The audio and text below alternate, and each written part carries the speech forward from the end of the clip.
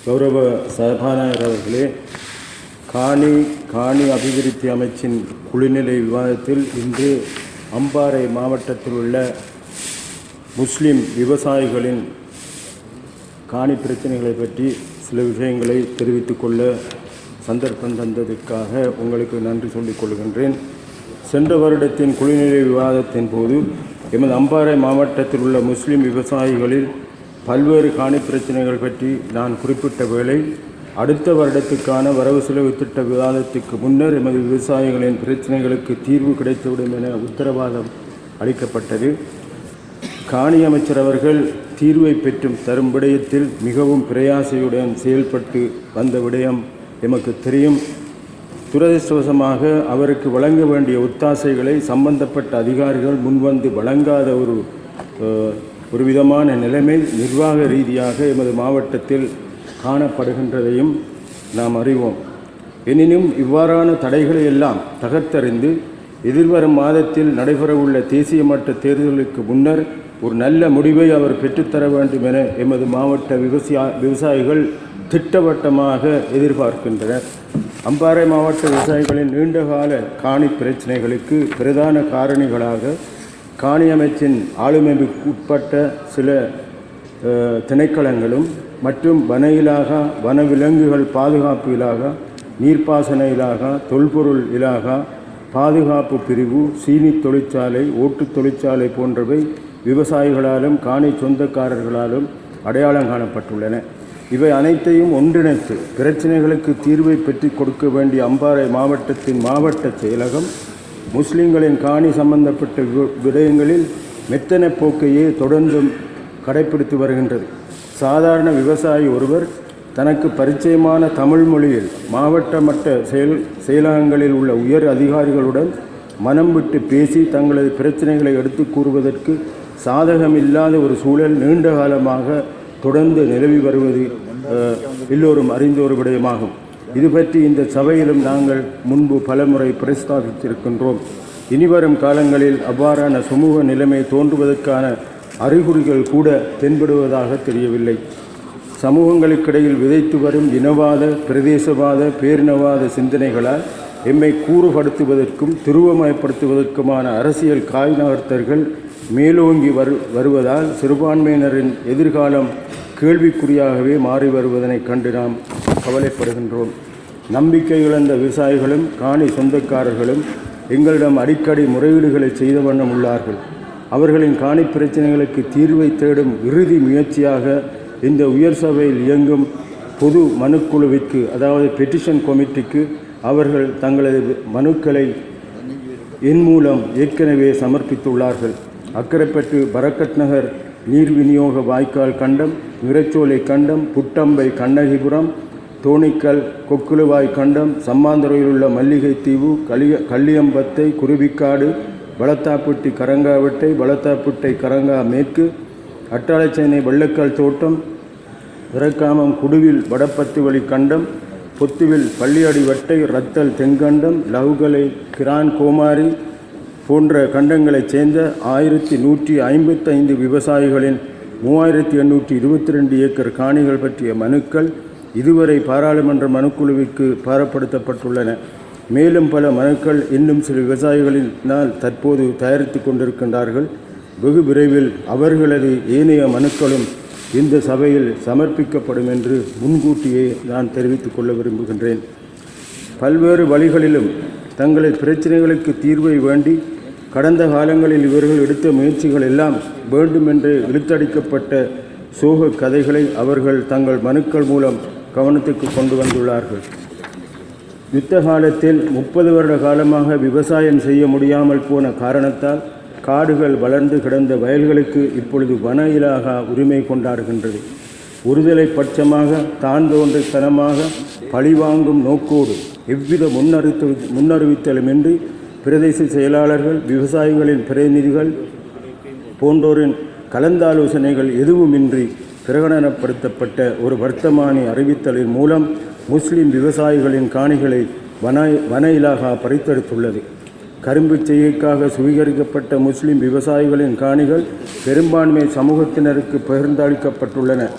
ஓட்டு தொழிற்சாலை அதிகாரிகள் எமது மக்களின் காணிகளை தனியாருக்கு குத்தகைக்கு கொடுத்து பணம் கறந்து வருவதாக இப்பொழுது எங்களுக்கு முறைப்பாடுகள் கிடைத்திருக்கின்றன.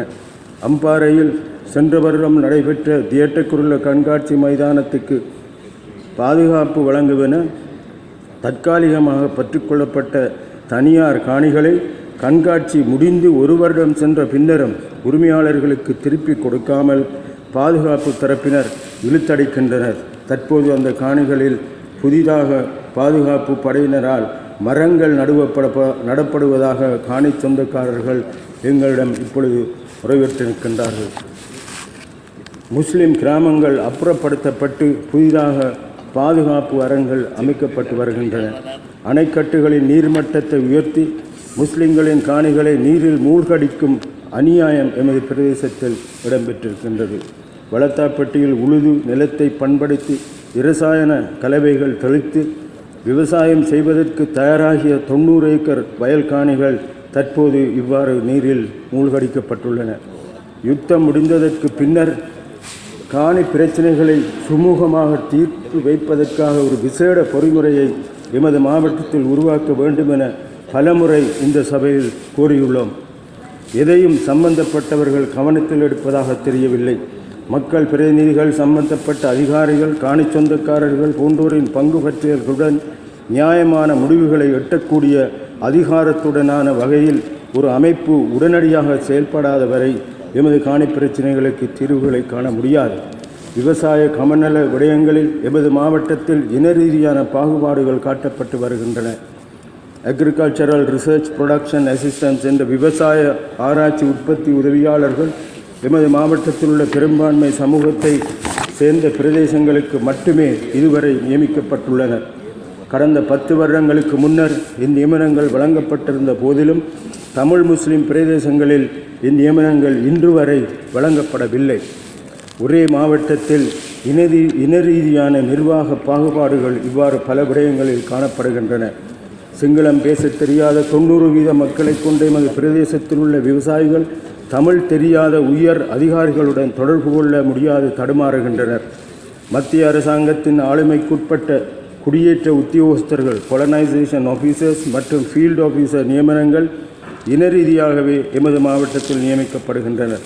அக்கரைப்பற்று, அட்டாளைச்சேனை, ஆலையடிவம்பு, இறக்காமம், சம்மாந்துறை, நாவிதன்வெளி பிரதேசங்களில் 24 பேர் கடமையாற்ற வேண்டிய தேவை உள்ளது. ஆனால் மொத்தமாக 4 பேர் மட்டுமே கடமையாற்றுகின்றனர். தமிழ் பேசும் பிரதேசங்களில் காணி பிரச்சினைகளுக்கான தீர்வுகளை இழுத்தடிப்பதற்கு மாவட்ட நிர்வாகமும் மத்திய அரசாங்கமும் ஆளணி குறைபாடுகளை வேண்டுமென்றே நீடித்து வைத்திருப்பதாக விவசாயிகள் எம்மிடம் முறையிடுகின்றார்கள். அதேவேளை சிங்கள பெரும்பான்மை பிரதேசங்களில் எவ்வித குறைபாடும் இல்லாமல் ஆளணிகள் பூர்த்தியாக்கப்பட்டுள்ளன. எமது மாவட்டத்தில் உள்ள 29 கமநல சேவை நிலையங்களில் 17 நிலையங்கள் தமிழ் பேசும் பிரதேசங்களில் உள்ளன. ஆனால் இந்த நிலையங்களை மேற்பார்வை செய்யும் 2 பிரதி ஆணையாளர்களாக சிங்களம் பேசுபவர்களை மட்டுமே நியமித்துள்ளார்கள். தமிழ் பேசும் சமூகத்தின் நன்மை கருதி எமது சமூகத்திலிருந்து ஒருவரை நியமிப்பதற்கு உங்களுக்கு ஏன் மனம் வருவதில்லை என்று நாங்கள் கேட்டுக்கொள்கின்றோம். அதேபோன்று அண்மையில் சிறிய நீர்ப்பாசன குளங்கள் எமது மாவட்டத்தில் அபிவிருத்தி செய்வதற்கு தெரிவு செய்யப்பட்டிருந்தன. ஆனால் முஸ்லிம் பிரதேசங்கள் இத்தெரிவில் முற்றாக புறக்கணிக்கப்பட்டுள்ளன.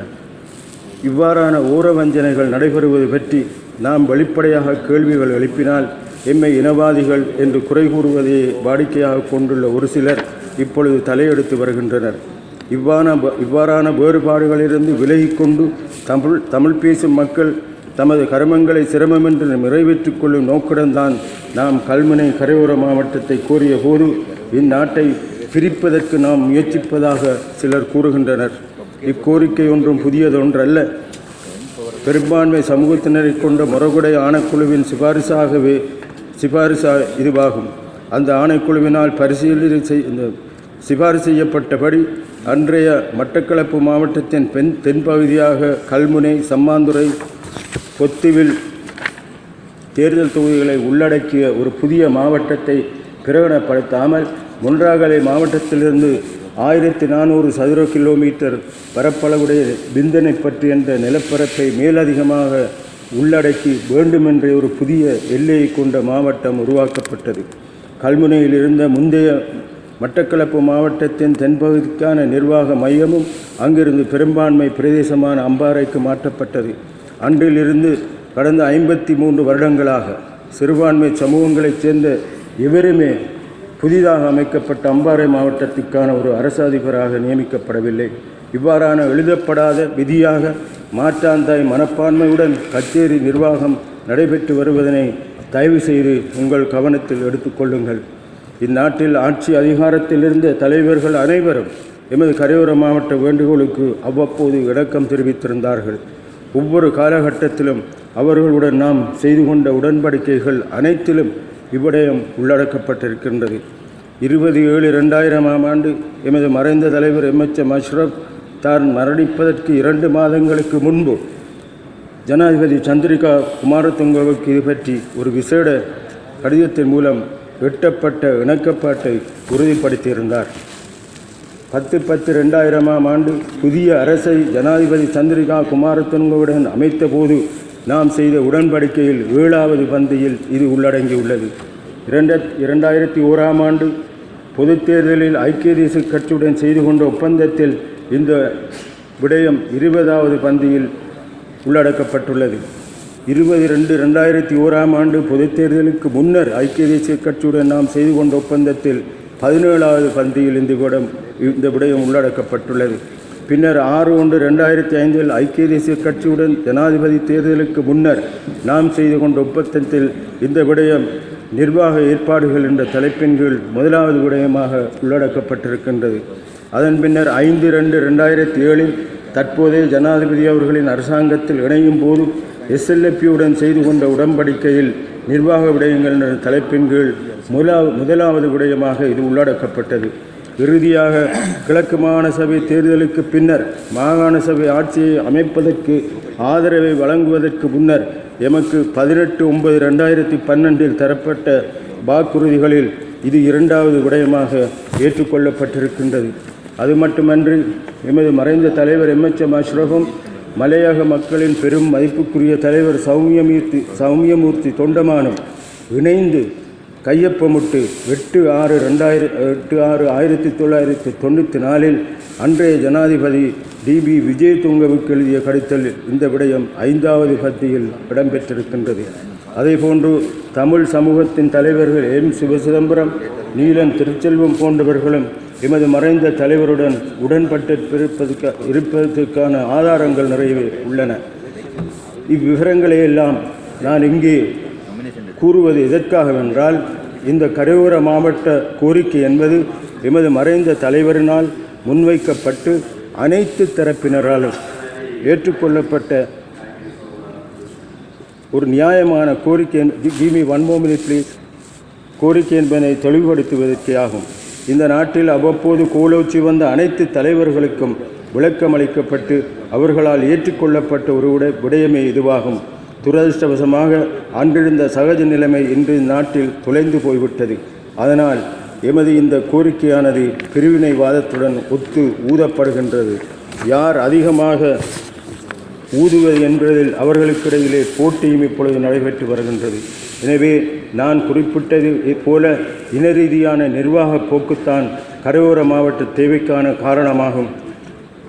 2013 ஆண்டுக்கான அம்பாறை கச்சேரியின் ஆண்டறிக்கை இந்த சபையில் சமர்ப்பிக்கப்பட்டிருந்ததை நாம் அறிவோம். அந்த அறிக்கையில் முகவுரையில் சிங்கள பெரும்பான்மையின சமூகத்தின் பாரம்பரியம் மற்றும் வரலாற்று பின்னணி என்பன மட்டுமே குறிப்பிடப்பட்டிருந்தது. எமது மாவட்டத்தில் பெரும்பான்மையினராக வாழ்ந்து வரும் தமிழர்களினதும் முஸ்லிம்களினதும் பாரம்பரியம் பற்றி ஒரு வார்த்தையேனும் அதில் குறிப்பிடவில்லை. எனவேதான் நாங்கள் நிம்மதியாக எங்களது மாவட்டத்தில் வாழ்வதற்குரிய எல்லா வசதிகளையும் பெற்றுக்கொள்வதற்காகத்தான் இந்த கரையோர மாவட்டத்தை நாங்கள் முன்வைத்திருந்தோம் என்பதை கூறி விடைபெறுகின்றேன். நன்றி.